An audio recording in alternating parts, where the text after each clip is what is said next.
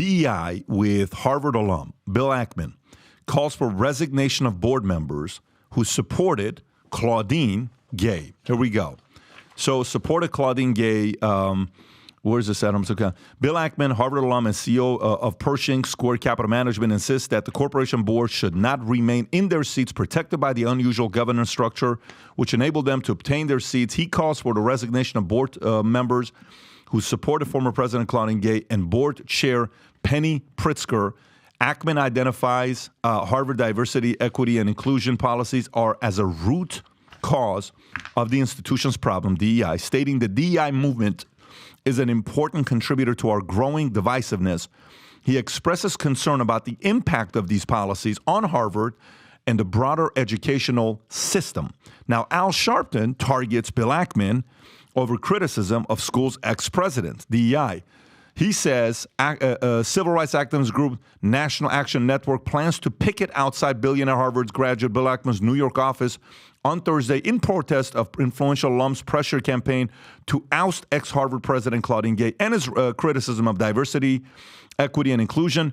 President Gay's resignation is about more than a personal or single incident, Sharpton said. This is an attack on every black woman in this country who's put a crack in the glass ceiling. It's an assault on the health, strength, and future of diversity, equity, and inclusion at a time when corporate America is trying to back out of billions of dollars in commitments. Most of all, this was the result of Bill Ackman's relentless campaign against Claudine Gay, not because of her leadership or credentials, but because he felt she was a DEI hire. And by the way, more stuff came up about her plagiarizing, and Harvard's still going to pay her $900,000.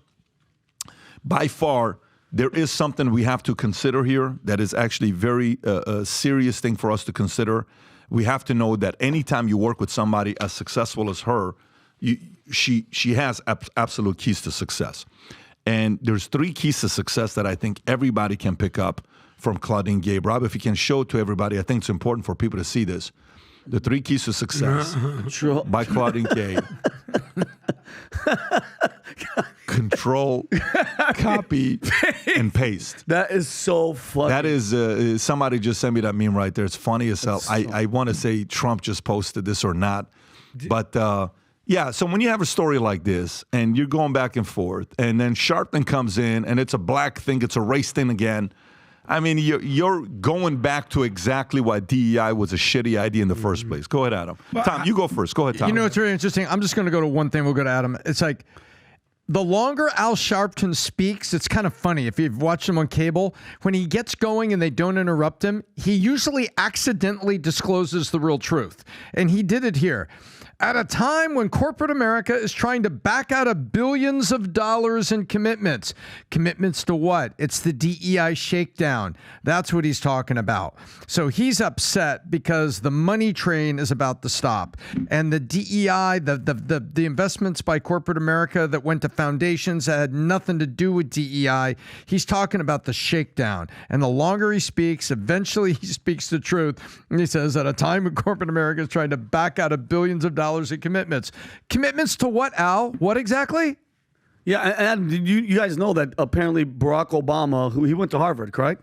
Yeah. He called and lobbied, like he's like, don't let her go. Keep her on. Who gives a shit? Like, keep her in the position. And then, like, leaves, and then $900,000. Like, she's teaching a class still?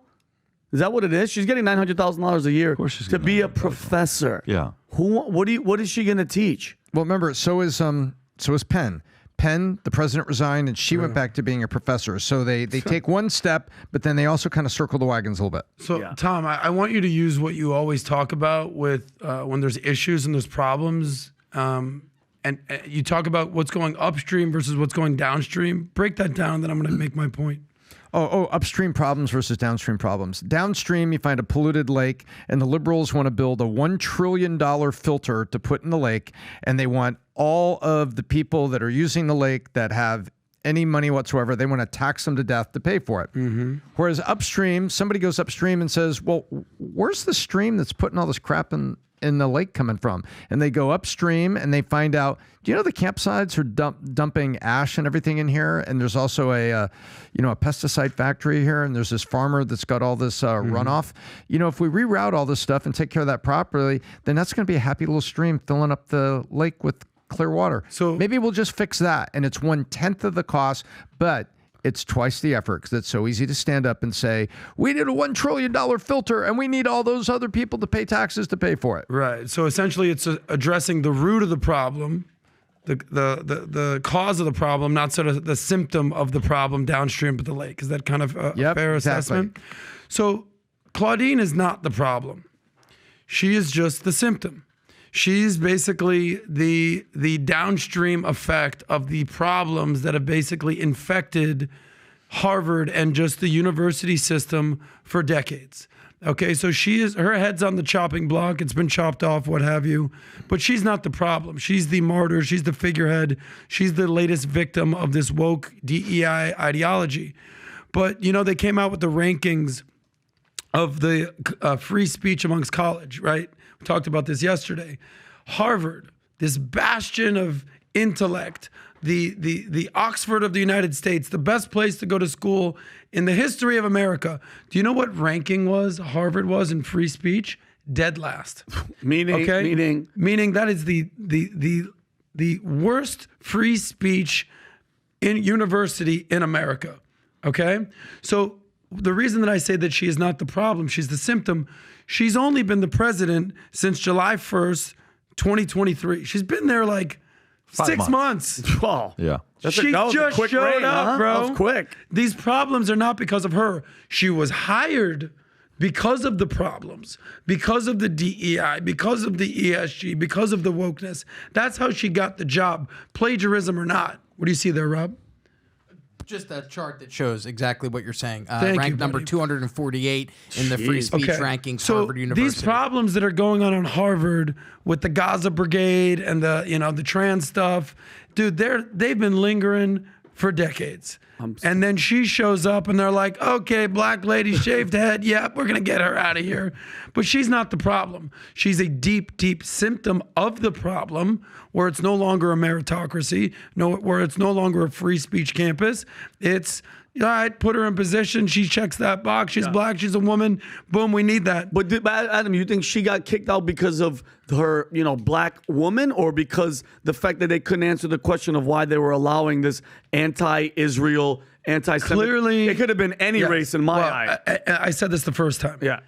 Anytime someone gives you an open-ended question, are you pro or against genocide? And you say, I don't comment. Just take the I'm against genocide. Yeah. Whether it's Jews, whether it's blacks, whether it's Mexicans, whether it's Asians, whether it's Christians, whether it's Catholics, whether it's Muslims, whatever it is, be on the opposite side of pro-genocide. Yeah. How freaking hard is that to do? Yeah. So when someone goes, well, it depends on the context, they'll go, what context? The actual act of genocide? Yeah. That's when you should speak up? What are we talking about here? So that's made people's headlights go, yeah, what's going on around here? And then when you're going to start losing funding, they have the biggest war chest of any college. What the biggest, what's it called, Pat? Endowment of any school ever. What is it, like $50 billion? What's the number? Whatever it is. Ridiculous. Okay, so meaning like the philanthropists, the donors, the big-time donors are like, yeah, I'll put up a wing in the business school and name it after my family. I'll donate to the sports program, whatever it is. And all of a sudden, I mean, listen, you go to Harvard, you make money, right? Bill Ackman, Obama, Mark Zuckerberg went to Harvard, didn't graduate. These guys donate. There's the philanthropists. They're donors. They're mega donors. If the mega donors start saying, yeah, I'm not cutting you a $100 million check this year, people are going to take notice. Money talks, follow the money. So at the end of the day, she's not the problem. She's a deep, deep symptom of the problem. So her head was on the chopping block as sort of like, sure, we'll make you happy and you'll appease what's going on here, but she's a symptom of the problem. This is not her fault. Unfortunately, she's the current president and she had to go. There you go. She still gets paid $900,000. So let's just call it $1 million a year. That's bananas. Great comp plan. Work for a company for 5 months. get paid $900,000 a year. Great. How awesome Hey, of a it's retirement. amazing. Guys, they're hiring. Harvard's hiring. All you have to be is you have to be a very unique set of a DEI requirement.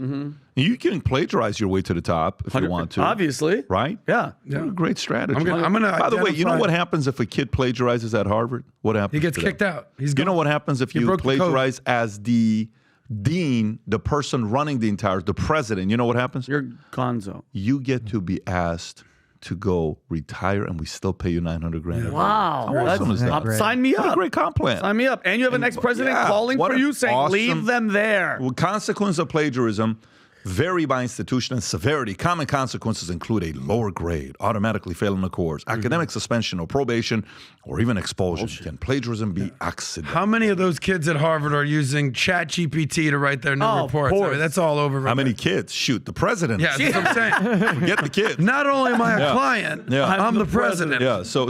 Yeah. It's a Hair Club for Men. Not yeah. So if you like this clip and you want to watch another one, click right here. And if you want to watch the entire podcast, click right here.